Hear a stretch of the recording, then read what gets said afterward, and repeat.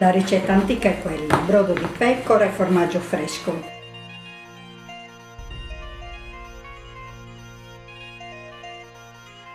È una pasta appunto conosciuta come la minestra dei pellegrini, diciamo che la offrono a tutti i pellegrini che vanno a San Francesco, questo santuario che si trova a Lula, e offrono appunto questa pasta cucinata sempre nel brodo di pecora col formaggio fresco.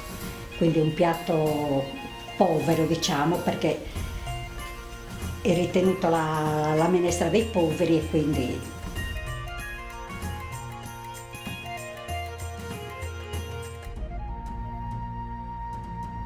Ho imparato da mia suocera che avevo 16 anni, quindi quando ho conosciuto mio marito che scendeva a casa di mia suocera, appunto vedevo che lei lavorava questa pasta e quindi mi sono appassionata subito.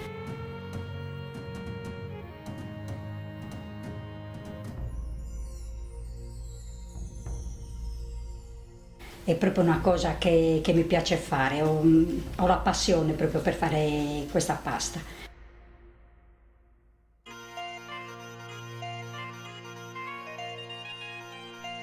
Diciamo che come è nato il Filindeo non si sa, esiste dalla notte dei tempi perché non sappiamo la storia vera e propria di come sia nata questa cosa. Infatti lo menziona anche Grazia Deledda nei suoi libri, però ripeto è una pasta molto antica.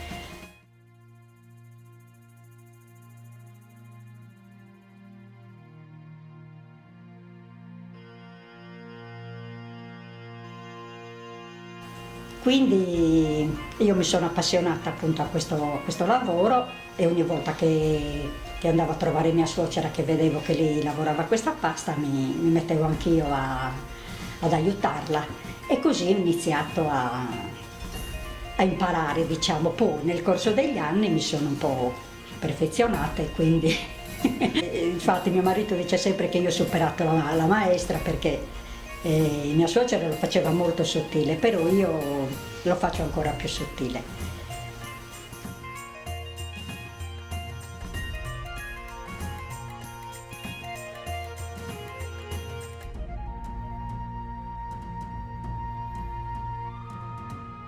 Il Filindeo significa figli di Dio, però anche il nome, chi gliel'abbia dato, abbiamo letto qualcosa in spagnolo, i Fideus, però noi l'abbiamo sempre conosciuto come Filindeo, infatti lo appropriano figli di Dio, figli in Deo. Molti dicono fili d'oro, no, secondo me non è il termine giusto, fili d'oro, perché Filindeo, Deo è Dio.